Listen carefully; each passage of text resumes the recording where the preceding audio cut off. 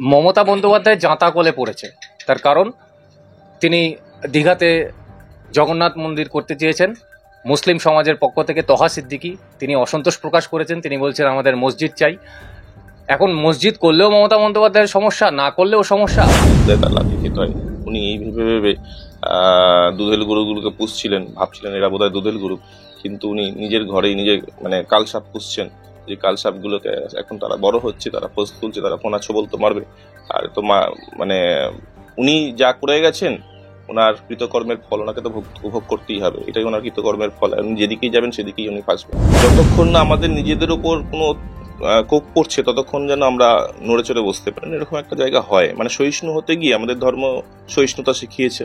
তো সেই সহিষ্ণুতা যে একটা পর্যায়ে আছে সেইটা যেন আমরা কখনো কখনো ভুলে যাই। যে সহিষ্ণু হতে হতে এতটাই সহিষ্ণু হয়ে যাই যে আমার পাশের বাড়ির লোককে সে অত্যাচার করে যাচ্ছে, আমরা সেটা সহিষ্ণুতার সঙ্গে দেখে নিলাম। এখন বর্তমানে যেভাবে হিন্দুদের উপর অত্যাচার চলছে, সেই দেখে যদি আমরা হিন্দুরা এই পশ্চিমবঙ্গে বসে যদি আমরা না সচেতন হই, আমরা কাউকে কোনো অত্যাচার বা কাউকে তাড়িয়ে দেওয়া, কারোর উপর আক্রমণ করা এই উদ্দেশ্যে না, আমরা হিন্দুদেরকে একত্রিত হয়ে বলছি নিজেদের উপর যদি কখনো কোনো রকম কোনো সম্প্রদায় দ্বারা কোনো অত্যাচার আসে, কোনো রকমভাবে আক্রমণ আসে, সেটা যেন আমরা প্রতিহত করতে পারি। যেভাবে তারা হুইপ জারি করছে যে আমরা এইভাবে ভোট করিয়ে নেবো, ওইভাবে ভোট করিয়ে নেবো, তো সেই জায়গায় দাঁড়িয়ে আমরা এইটুকু বলতে পারি যে যদি তারা এইভাবে ভোট করিয়ে নিতে পারে, আমাদের হিন্দুরাও কেউ তো ঘরে বসে থাকবে না। তাহলে তারা যে রূপ দেখাচ্ছে সেই রূপ তো তারাই যাইভাবে প্রকাশ করছে।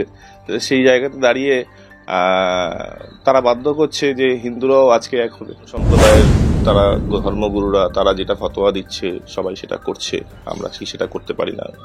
তা সেখানে দেখা যাচ্ছে যে তারা পুরো একদিকে চলে যাচ্ছে, হ্যাঁ, তাদের ধর্মগুরুরা যেটা বলছে, কিন্তু আমাদের হিন্দুরা সেটা নিজেদের ভুলগুলো বুঝতে পারছে না। না বুঝে তারা নানানভাবে নানান প্রলোভনে পা দিয়ে নানানভাবে সেই ভোটগুলোকে এদিক ওদিক করছে।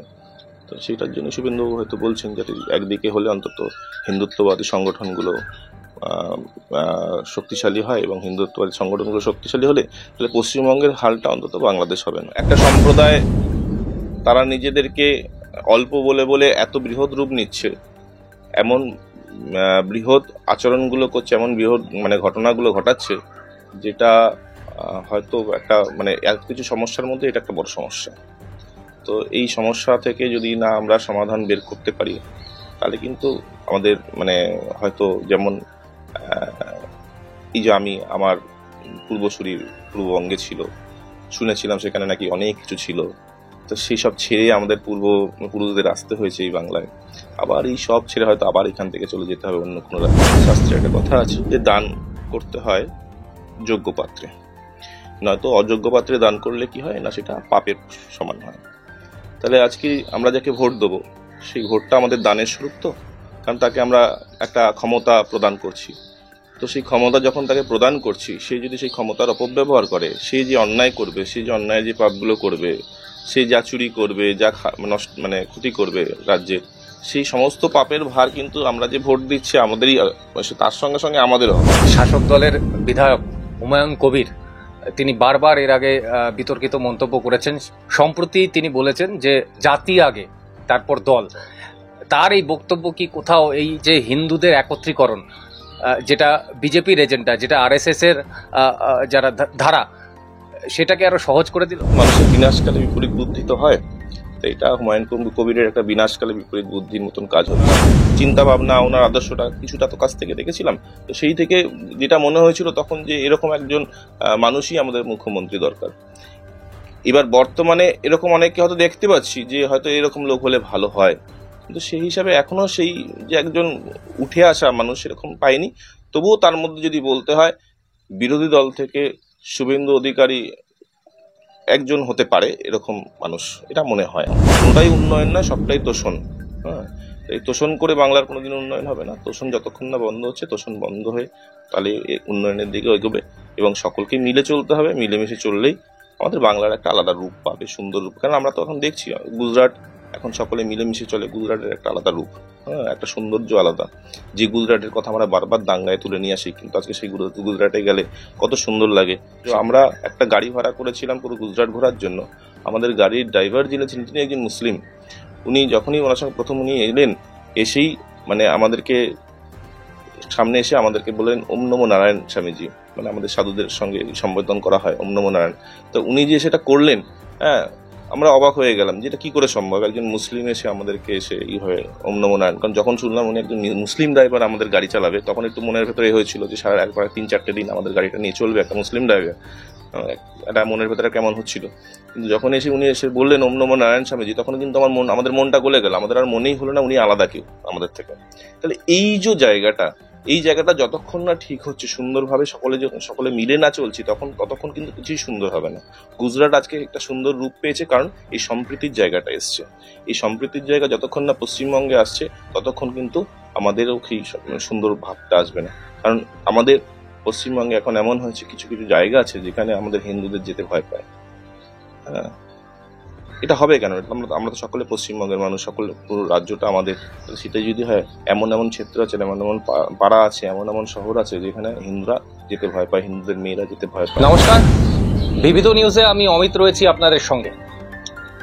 সামনেই 2026-এর বিধানসভা নির্বাচন। ধর্ম নিয়ে রাজনীতি এই মুহূর্তে তুঙ্গে। হিন্দুদের একত্রীকরণের কথা বলছে আরএসএস থেকে শুরু করে বিজেপি। অন্যদিকে মমতা বন্দ্যোপাধ্যায় আজকে ফুরফুরা শরীফের উদ্দেশ্যে রওনা দিয়েছেন এবং তিনি এই মুহূর্তে ফুরফুরা শরীফে রয়েছেন। অর্থাৎ ধর্মকে কাজে লাগানোর চেষ্টা করছে রাজ্যের শাসক দল এবং বিরোধী দল উভয়ই। কিন্তু হিন্দু একত্রীকরণ, এটা কি আমাদের বাংলায় আদৌ সম্ভব? এ বিষয়ে আজকে আমরা জানবো। আমাদের সঙ্গে আমরা পেয়েছি স্বামী শুদ্ধ গুণাত্মানন্দ মহারাজ জুনা আখড়া। মহারাজ, আপনাকে স্বাগত আমাদের চ্যানেলে। হিন্দু একত্রীকরণ বারবার যেটা জোর দেওয়া হচ্ছে, আমরা মুসলমান সম্প্রদায়ের মধ্যে দেখেছি যে তাদের ধর্মগুরুরা যেভাবে ডিরেক্ট করে সেইভাবেই এই সম্প্রদায় রিয়্যাক্ট করে, কাজ করে, এক্সিকিউট হয়। আমাদের হিন্দুদের ক্ষেত্রেও কি এটা সম্ভব? দেখুন, অন্য সম্প্রদায়কে আমি সম্মান দিয়েই বলছি, তার কারণ আমরা তো কাউকে অসম্মান করতে পারি না। সেই হিসাবে তাদেরকে সম্মান দিই, এটা বলছি যে তারা কিভাবে তাদেরকে পরিচালনা করে সেটা তাদের ধর্মে, তাদের কি নিয়ম আছে সেটা তারা জানে। কিন্তু আমরা কাউকে ডিরেক্ট হয়ে থ্রো করে তো জোর করি না কাউকে কিছু করতে। কারণ আমাদের সনাতন ধর্মের মধ্যে এরকম কোনো নিয়ম নেই যে কাউকে জোর জবরদস্তি তোমাকে মানতেই হবে, তোমাকে করতেই হবে, এটা আমরা বলি না। কিন্তু এটুকু বলি, যেটা মানছো সেটা সুন্দরভাবে মানো, সেটা সুন্দরভাবে করো। তা আজকের দিনে দাঁড়িয়ে আমাদের বাংলার যে পরিস্থিতি দাঁড়িয়েছে, আমরা বারবার দেখতে পাচ্ছি টিভিতে একজন নেতারা, তারা অন্য সম্প্রদায়ের হয়তো ধর্মাবলম্বী, তারা নিজেদের ধর্মকে, জানি না তারা নিজেদের ধর্মকে বড় করছে না ছোট করছে, তো যেভাবে তারা হুইপ জারি করছে যে আমরা এইভাবে ভোট করিয়ে নেবো, ওইভাবে ভোট করিয়ে নেবো, তো সেই জায়গায় দাঁড়িয়ে আমরা এইটুকু বলতে পারি যে যদি তারা এইভাবে ভোট করিয়ে নিতে পারে, আমাদের হিন্দুরাও কেউ তো আর ঘরে বসে থাকবে না। তাহলে তারা যে রূপ দেখাচ্ছে সেই রূপ তো তারাই যাইভাবে প্রকাশ করছে। সেই জায়গাতে দাঁড়িয়ে তারা বাধ্য করছে যে হিন্দুরাও আজকে এক হবে, তাদের রূপেই, তাদের ব্যবহারেই হিন্দুরা এক হবে এবং হতেই হবে। আজকে যে জায়গায় দাঁড়িয়েছে, আর এটা তো সত্যিই যে হিন্দু জাগরণ চলছে আমাদের দেশে তথা আমাদের পশ্চিমবঙ্গে ভালো রকম হিন্দু জাগরণ চলছে, যেটা একটা সময় ছিন্ন ভিন্ন করে দিয়েছিল নানান রাজনৈতিক দল। সেই জায়গা তাদের নানান পরিকল্পনা দিয়ে তারা ছিন্ন ভিন্ন করেছিল। কিন্তু আজকের দিনে দাঁড়িয়ে কিন্তু সেই জাগরণ হচ্ছে, হিন্দু জাগরণ, এবং হবেও, এবং একত্রীকরণ হবে নিশ্চয়ই হবে। কিন্তু হিন্দু একত্রীকরণের কি প্রয়োজন পড়লো, যেটা রাজনৈতিক নেতারা, বিশেষ করে আমাদের প্রধান বিরোধী দল বিজেপির তাদের নেতারা বারবার বলছেন যে এমন একটা সময় আসবে মুসলমান সম্প্রদায়ের সংখ্যাধিক্য হবে, আমাদের হিন্দু সম্প্রদায়ের মানুষজনকে ভিটে ছাড়া হতে হবে। এতটাই কি হিন্দু সমাজ বা হিন্দু ধর্মের লোকজন কি এতটাই দুর্বল? না, দুর্বল বলতে আমরা সহিষ্ণু, কিন্তু সহিষ্ণু হতে গিয়ে কিছু কিছু ক্ষেত্রে অতিরিক্ত সহিষ্ণু হয়ে পড়ে। মানে এমন জায়গায় দাঁড়ায় যে যতক্ষণ না আমাদের নিজেদের উপর কোনো কোপ পড়ছে ততক্ষণ যেন আমরা নড়ে চড়ে বসতে পারি, এরকম একটা জায়গা হয়। মানে সহিষ্ণু হতে গিয়ে আমাদের ধর্ম সহিষ্ণুতা শিখিয়েছে, তো সেই সহিষ্ণুতা যে একটা পর্যায়ে আছে সেইটা যেন আমরা কখনো কখনো ভুলে যাই, যে সহিষ্ণু হতে হতে এতটাই সহিষ্ণু হয়ে যাই যে আমার পাশের বাড়ির লোককে সে অত্যাচার করে যাচ্ছে, আমরা সেটা সহিষ্ণুতার সঙ্গে দেখে নিলাম।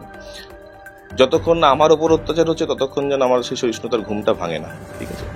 তো সেই সহিষ্ণুতা আমাদের তো কাটাতে হবে, আর সেই জন্যই হয়তো যারা হিন্দুত্ববাদী তারা হয়তো এই কথাগুলো বলছেন যে হিন্দুদেরকে জাগরণ হতে হবে, জাগতে হবে, না জাগলে তারা আজকে যেভাবে আমরা দেখতে পাচ্ছি বাংলাদেশের অবস্থা, যে বাংলাদেশের যে অবস্থানটা হয়েছে, বাংলাদেশেও তো একসময় হিন্দু মানে ছিল প্রচুর, সে আস্তে আস্তে কমতে কমতে কোথায় নেমে গেছে সেই হিন্দু সংখ্যা।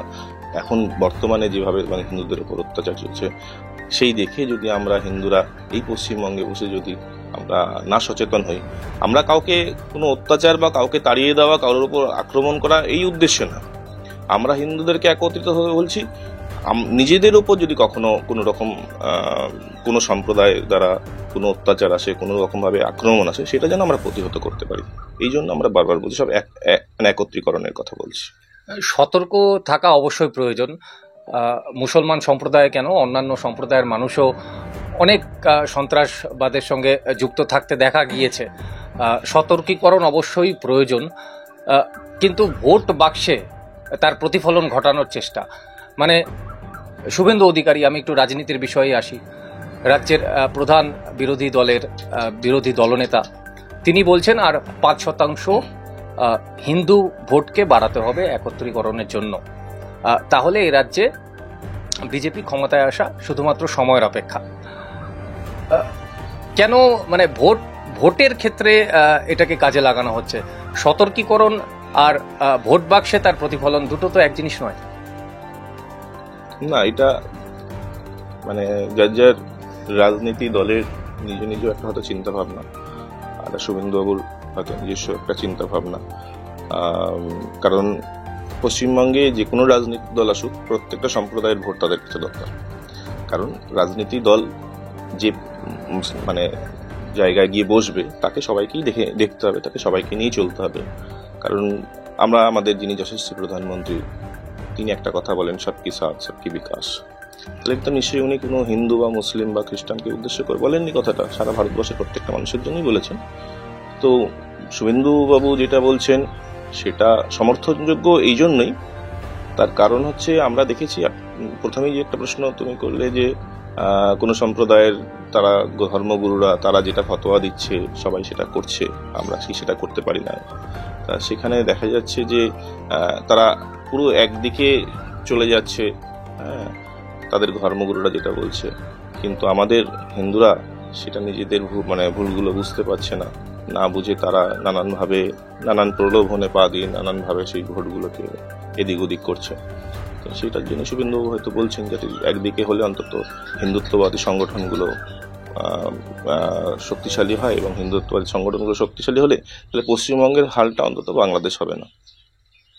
আমরা অন্যান্য রাজ্যের ক্ষেত্রে সম্প্রতি ভোট হলো, মহারাষ্ট্রে ভোট হয়েছে, দিল্লিতে ভোট হয়েছে, হরিয়ানাতে হয়েছে, সেখানে আরএসএসকে দেখেছি এই হিন্দু ভোট একত্রীকরণের জন্য তারা একেবারে গ্রাউন্ডে নেমে কাজ করেছেন, বাড়ি বাড়ি গিয়ে ভোটারদের বোঝানো হয়েছে।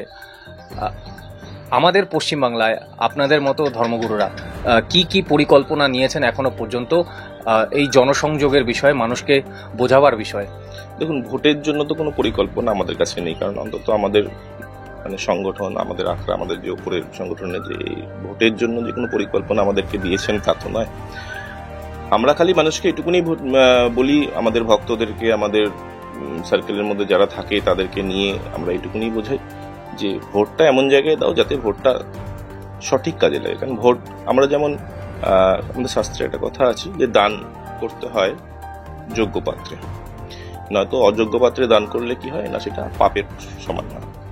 তাহলে আজকে আমরা যাকে ভোট দেবো সেই ভোটটা আমাদের দানের স্বরূপ, তো কারণ তাকে আমরা একটা ক্ষমতা প্রদান করছি।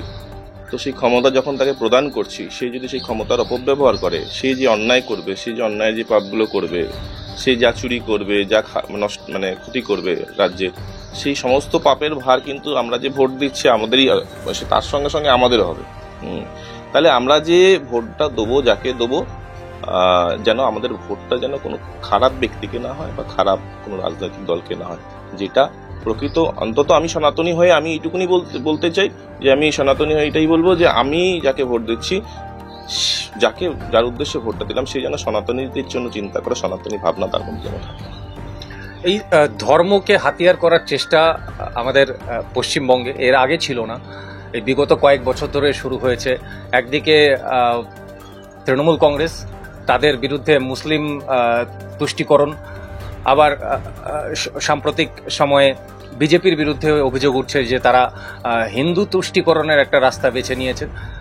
কিন্তু রাজ্যে তো অন্যান্য অনেক ইস্যু রয়েছে, একাধিক দুর্নীতি রয়েছে, শিক্ষা দুর্নীতি রয়েছে, খাদ্য দুর্নীতি রয়েছে, একাধিক চুরি, বিভিন্ন ক্ষেত্রে স্বাস্থ্য থেকে শুরু করে সর্বত্র আইন শৃঙ্খলার অবনতি, নারী সুরক্ষা নিয়ে প্রশ্ন রয়েছে আমাদের পশ্চিমবাংলায়। এই ইস্যুগুলো কোথাও ঢাকা পড়ে যাচ্ছে বলে আপনার মনে হয় না? ঢাকা তো বহু পড়েছে, আমরা দেখেছি কিছুদিন আগে আরজিকর কাণ্ড, সেটাও ঢাকা পড়ে গেল। একটা বিরাট বড় ঘটনা, এত বড় ঘটনা যেটা একটা দেশকে নাড়িয়ে দেওয়ার মতন একটা ঘটনা, সেই ঘটনা পুরোপুরি চাপা পড়ে গেছে। তো ঢাকা তো এই যত আমরা সাম্প্রদায়িকভাবে করছি, ঢাকা তো পড়বেই। কিন্তু আমার মনে হয় পশ্চিমবঙ্গের বর্তমান যেটা সবচেয়ে বড় সমস্যা হচ্ছে কি, এই মানে সাম্প্রদায়িক যে সমস্যাটা, এটা একটা বড় সমস্যা আমাদের পশ্চিমবঙ্গ, ওয়েস্ট বেঙ্গলের জন্য। তার কারণ একটা সম্প্রদায় তারা নিজেদেরকে অল্প বলে এত বৃহৎ রূপ নিচ্ছে, এমন বৃহৎ আচরণগুলো করছে, এমন বৃহৎ মানে ঘটনাগুলো ঘটাচ্ছে, যেটা হয়তো একটা মানে কিছু সমস্যার মধ্যে এটা একটা বড় সমস্যা। তো এই সমস্যা থেকে যদি না আমরা সমাধান বের করতে পারি, তাহলে কিন্তু আমাদের মানে হয়তো যেমন এই যে আমার পূর্বসূরির পূর্ববঙ্গে ছিল, শুনেছিলাম সেখানে নাকি অনেক কিছু ছিল, তো সেই সব ছেড়ে আমাদের পূর্বপুরুষদের আসতে হয়েছে এই বাংলায়। আবার এই সব ছেড়ে হয়তো আবার এখান থেকে চলে যেতে হবে অন্য কোনো রাজ্যে। তো সেটা যেন না হয়, সেই অবস্থানটা যেন, সেই পরিস্থিতিটা যেন মানে যে না হয়, সেই জন্য এখন বর্তমান জায়গায় দাঁড়িয়ে আমার মনে হয় এটা একটা খুব গুরুত্বপূর্ণ বিষয়, এটাকে দেখতে হবে, এটাকে ভাবতে হবে।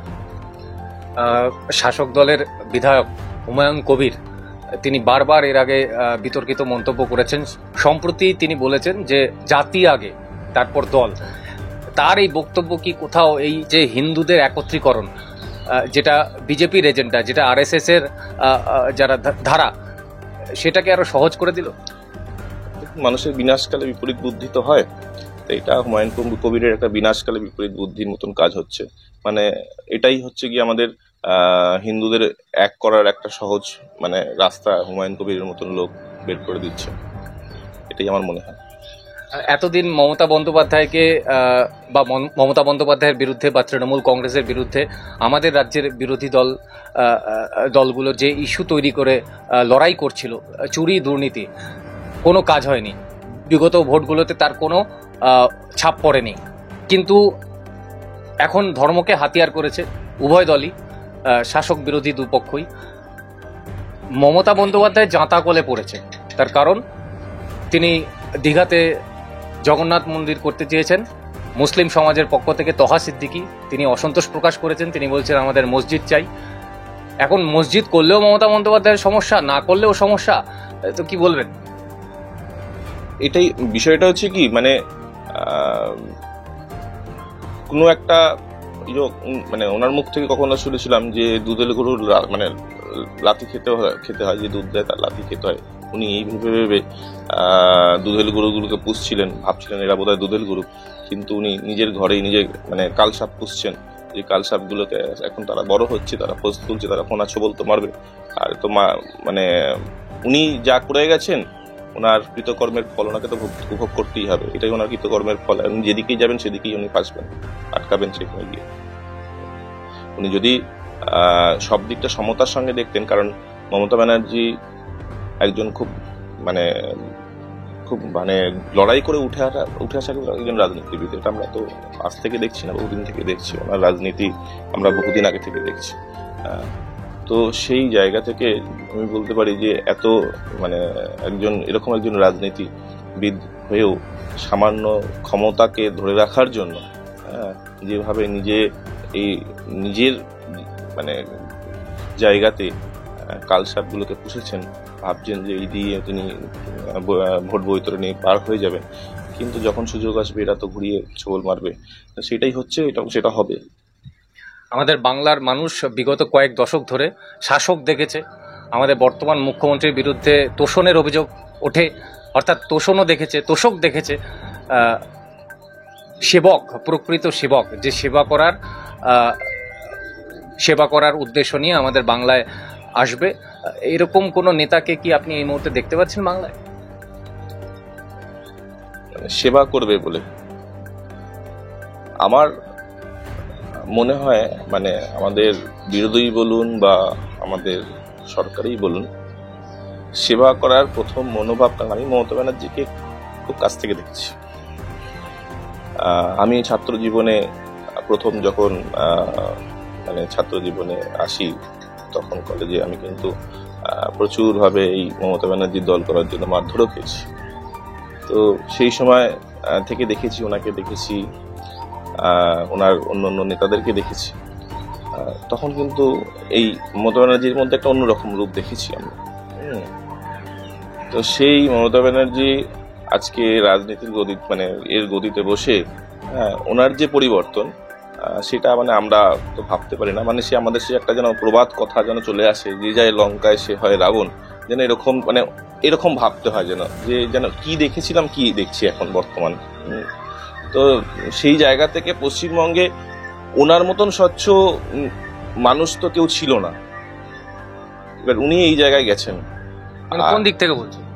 মানে উনি যেরকম, আমরা যেমন ওনাকে প্রথম থেকে দেখেছিলাম যে স্বচ্ছতার সঙ্গে, সেই স্বচ্ছ মানুষ তো আর কেউ ছিল না যে পশ্চিমবঙ্গের একটা ভালো মুখ্যমন্ত্রী হওয়ার জন্য। সেই হিসাবে তো উনি একটা সেই জায়গায় গিয়েওছেন, এবং তারপরে কিন্তু তার রূপ পরিবর্তন হয়ে গেছে ক্ষমতা পেয়ে, ক্ষমতার জায়গা থেকে। তো সেই ক্ষমতা একটু ইন্টারাপ্ট করলাম। ক্ষমতার আগেও তিনি যখন সিঙ্গুর আন্দোলনকে ঘিরে উত্তাল তখন বাংলার রাজ্য রাজনীতি, সে সময় তিনি অনশনের রাস্তা বেছে নিয়েছিলেন। সেই অনশনের মধ্যেও অস্বচ্ছতা রয়েছে এমনটাও অভিযোগ করেন। তার সঙ্গে থাকা শুভেন্দু অধিকারী একসময় তার সঙ্গেই রাজনীতি করেছেন। তিনি বলছেন যে স্যান্ডউইচ খেয়ে, নানান রকমের চকলেট খেয়ে তিনি অনশন করেছেন। আপনি স্বচ্ছতার কথা বলছেন। দেখুন, এইসব বিষয়গুলো তো বিতর্কিত বিষয়, তো আমরাও দেখতে পাইনি কি হয়েছে না হয়েছে। আমরাও দূর থেকে ক্যামেরা থেকেই দেখেছি, ক্যামেরা টিভির মাধ্যমে দেখেছি উনি কি অনশন করছেন, এইটুকুই দেখেছি। তো এখন যেটা বিষয় হচ্ছে কি, যতটা কাছ থেকে দেখেছি সেই দিক থেকে ওনার চিন্তা ভাবনা, ওনার আদর্শটা কিছুটা তো কাছ থেকে দেখেছিলাম। তো সেই থেকে যেটা মনে হয়েছিল তখন, যে এরকম একজন মানুষই আমাদের মুখ্যমন্ত্রী দরকার। এবার বর্তমানে এরকম অনেককে হয়তো দেখতে পাচ্ছি যে হয়তো এরকম লোক হলে ভালো হয়, কিন্তু সেই হিসাবে এখনো সেই যে একজন উঠে আসা মানুষ এরকম পাইনি। তবুও তার মধ্যে যদি বলতে হয়, বিরোধী দল থেকে শুভেন্দু অধিকারী একজন হতে পারে এরকম মানুষ, এটা মনে হয় আমার। একদম শেষ প্রশ্নে আসবো, সেটা হলো হিন্দু একত্রীকরণের জন্য বিরোধী দলনেতা যে ধরনের মন্তব্য করছেন, আমি প্রত্যেকটা ইন্টারভিউতেই প্রত্যেককে জিজ্ঞাসা করি, যখনই মহারাজদের সঙ্গে আমার কথা হয় তখনই আমি বলি যে এই মোল্লাতন্ত্র থেকে শুরু করে जो हमारे साथ है हम उनके साथ है, এই ধরনের কিছু মন্তব্য যেগুলো সাম্প্রদায়িক বিদ্বেষ তৈরি করার ইন্ধন যোগায়, সম্প্রীতি বাংলার নষ্ট হতে পারে। তো বাংলার সম্প্রীতি যাতে রক্ষা থাকে, বাংলার মানুষই যাতে রক্ষা করেন, তার জন্য উভয় সম্প্রদায়, শুধুমাত্র হিন্দু সম্প্রদায় নয়, মুসলমান সম্প্রদায়, সমস্ত সম্প্রদায়ের জন্য আপনার কি মেসেজ থাকবে? দেখুন, প্রথমে আমি একটা কথা বললাম না যে বাংলাকে সুন্দর রাখার জন্য আমাদের সকলকেই প্রয়োজন। তার কারণ আমরা যে আশ্রম মঠ মন্দির বানাই, সেই মন্দিরে এসে ইটটা কিন্তু ওই রহিমি গাথে। আবার তদ্রূপ মুসলিমদের যে তাদের যে নানান পরবে ফুল মালা লাগে, সেটা কিন্তু রামের বাড়ি থেকেই মালাটা তৈরি হয়ে যায়। তো সেখানে সম্প্রীতি তো অবশ্যই দরকার, কারণ আমাদের ঠাকুর শ্রী রামকৃষ্ণ, স্বামী বিবেকানন্দ এরা বারবার সেই কথাই বলে গিয়েছেন যে আমরা সকলে মানুষ। আর তার থেকে যেটা বড় কথা, বেদের পরিষ্কার কথা যে জগতে সকলেই আমরা হচ্ছে কি আত্মীয়, নিজ নিজ আত্মীয়। তাহলে এই বাংলাকে সুন্দর রাখতে গেলে সকলকে নিয়ে সমানভাবে চলতে হবে এবং সবাই মিলে চলতে হবে। সবাই মিলে চললে এই বাংলা সুন্দরই থাকবে, অসুন্দর হবে না। কিন্তু তার মধ্যে থেকে যদি এই অসাম্প্রদায়িক যে কথাবার্তাগুলো চলে আসে, কিছু কিছু নেতারা তাদের নিজ নিজ ফায়দা লোটার জন্য যে অসাম্প্রদায়িক কথাগুলো বলে থাকেন, বলে নিজেদের ফায়দাগুলো লোটেন, উল্টে সামনে এগিয়ে আসেন। তো এইসব মানুষগুলোকে না সরাতে পারলে, আমাদের বেছে বেছে মানুষগুলোকে যদি বাংলা থেকে না সরানো যায়, তাহলে তো আমাদের বাংলার সত্যিকারের উন্নয়ন তো কোনোদিন হবে না। যেটা হচ্ছে সেটা কিন্তু কোনোটাই উন্নয়ন নয়, সবটাই তোষণ। হ্যাঁ, এই তোষণ করে বাংলার কোনোদিন উন্নয়ন হবে না। তোষণ যতক্ষণ না বন্ধ হচ্ছে, তোষণ বন্ধ হয়ে তাহলে উন্নয়নের দিকে এগোবে এবং সকলকে মিলে চলতে হবে। মিলেমিশে চললেই আমাদের বাংলার একটা আলাদা রূপ পাবে, সুন্দর রূপ। কারণ আমরা তো এখন দেখছি গুজরাট এখন সকলে মিলেমিশে চলে, গুজরাটের একটা আলাদা রূপ, একটা সৌন্দর্য আলাদা। যে গুজরাটের কথা আমরা বারবার দাঙ্গায় তুলে নিয়ে আসি, কিন্তু আজকে সেই গুজরাটে গেলে কত সুন্দর লাগে। সেখানে আমার নিজের সামান্য একটা অভিজ্ঞতা থেকে বলি, কিছুদিন আগে আমি গুজরাটে একটা ভ্রমণে ছিলাম গত বছরই। তো সেখানে একটা বাসে টিকিট করতে গিয়েছিলাম। তো বাসের যে কাউন্টার, সেই কাউন্টারের সামনে দেখছি অনেক দামি দামি জিনিস পড়ে রয়েছে। আমার ভোরবেলা গিয়েছি টিকিট করতে, তো বলছি যেমন কাউন্টারের যে লোকটি আছে তাকে বলছি জিনিসগুলো পড়ে রয়েছে, এগুলো পাহারা দিচ্ছে কেউ? বলছে আমাদের এখানে পাহারা দিতে লাগে না। বললাম কেন? বলছে যদি এখানে এক সপ্তাহ পরে থাকে ওগুলো পড়েই থাকবে, কিন্তু অনেক দামি দামি জিনিস এগুলো পড়ে রয়েছে। তাহলে এই যে একটা সুন্দর মানসিকতা তৈরি হওয়া, সকলের সঙ্গে সকলের একটা সমান মানসিকতা। এবং তার থেকে যেটা আশ্চর্য, আমরা একটা গাড়ি ভাড়া করেছিলাম পুরো গুজরাট ঘোরার জন্য। আমাদের গাড়ির ড্রাইভার যিনি তিনি একজন মুসলিম। উনি যখনই ওনার সঙ্গে প্রথম উনি এলেন, এসেই আমাদেরকে সামনে এসে আমাদেরকে বললেন ওম নমো নারায়ণ স্বামীজি, আমাদের সাধুদের সঙ্গে সম্বোধন করা হয় ওম নমো নারায়ণ। তো উনি যে সেটা করলেন, হ্যাঁ, আমরা অবাক হয়ে গেলাম যে এটা কি করে সম্ভব, একজন মুসলিম এসে আমাদেরকে এসে হয়ে ওম নমো নারায়ণ। কারণ যখন শুনলাম উনি একজন মুসলিম ড্রাইভার আমাদের গাড়ি চালাবে, তখন একটু মনের ভেতরে হয়েছিল যে সারা একবার 3-4 দিন আমাদের গাড়িটা নিয়ে চলবে একটা মুসলিম ড্রাইভার, এটা মনের ভেতরে কেমন হচ্ছিল। কিন্তু যখন উনি এসে বললেন ওম নমো নারায়ণ স্বামীজি, তখন কিন্তু আমাদের মনটা গলে গেল। আমাদের আর মনেই হলো না উনি আলাদা কেউ আমাদের থেকে। তাহলে এই যে জায়গাটা যতক্ষণ না ঠিক হচ্ছে সুন্দরভাবে, সকলে মিলে না চলছি, ততক্ষণ কিন্তু কিছুই সুন্দর হবে না। গুজরাট আজকে একটা সুন্দর রূপ পেয়েছে কারণ এই সম্প্রীতির জায়গাটা এসছে। এই সম্প্রীতির জায়গা যতক্ষণ না পশ্চিমবঙ্গে আসছে, ততক্ষণ কিন্তু আমাদেরও সেই সুন্দর ভাবটা আসবে না। কারণ আমাদের পশ্চিমবঙ্গে এখন এমন হয়েছে, কিছু কিছু জায়গা আছে যেখানে আমাদের হিন্দুদের যেতে ভয় পায়। হ্যাঁ, এটা হবে কেন? আমরা তো সকলে পশ্চিমবঙ্গের মানুষ, পুরো রাজ্যটা আমাদের। সেটাই যদি হয়, এমন এমন ক্ষেত্র আছে, এমন এমন পাড়া আছে, এমন শহর আছে যেখানে হিন্দুরা যেতে ভয় পায়, হিন্দুদের মেয়েরা যেতে ভয় পায়। হ্যাঁ, হয়তো এমনও জায়গা আছে, হয়তো মুসলমানদের লোকরা হয়তো আমাদের এরিয়ায় ঢুকতে ভয় পায়।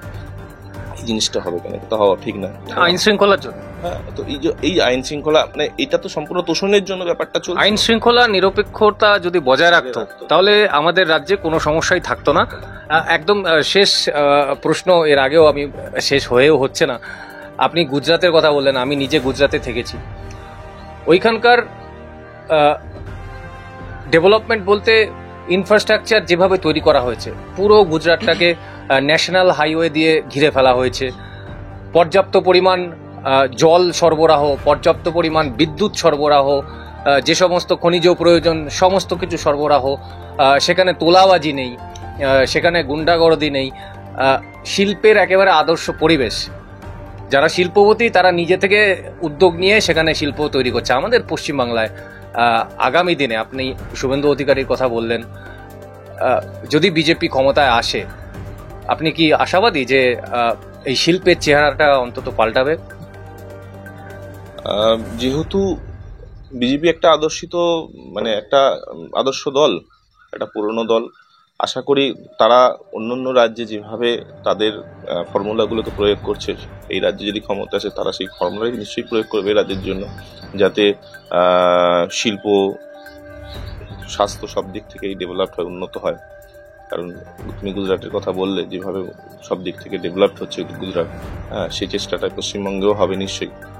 শুভেন্দু অধিকারী আসুক বা যেই আসুক না কেন, বিজেপি যদি ক্ষমতায় আসে, বিজেপির যেই মুখ্যমন্ত্রী হোক না কেন, সেখানে কিন্তু বিজেপির একটা সর্বভারতীয় দল, তাদের দলের একটা ডিসিশন তার উপর থাকে এবং তাদেরকে পালন করতে হয়, সে যেই মুখ্যমন্ত্রী থাকুক না কেন। তাহলে সেই নিশ্চয়ই অন্যান্য রাজ্যের যেরকম ভাবে ডেভেলপ হচ্ছে সেই দিকে এই পশ্চিমবঙ্গ সেইভাবে ডেভেলপ হবে আশা করি। কারণ আমরা তো আসামকেও দেখেছি, ত্রিপুরাকেও দেখছি।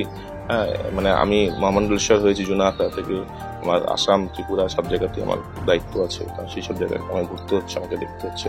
সেসব রাজ্যগুলোতেও দেখছি, সেগুলো সদ্য বিজেপি এসছে, কিভাবে সেখানে সেসব জায়গাগুলো ডেভেলপ হচ্ছে আস্তে আস্তে। কারণ সব দেখছি সেই ফর্মুলাগুলো প্রায় একই, মানে অন্য রাজ্যের যে ফর্মুলা সেই ফর্মুলাতে এই রাজ্যগুলোতেও আস্তে আস্তে ডেভেলপ হচ্ছে।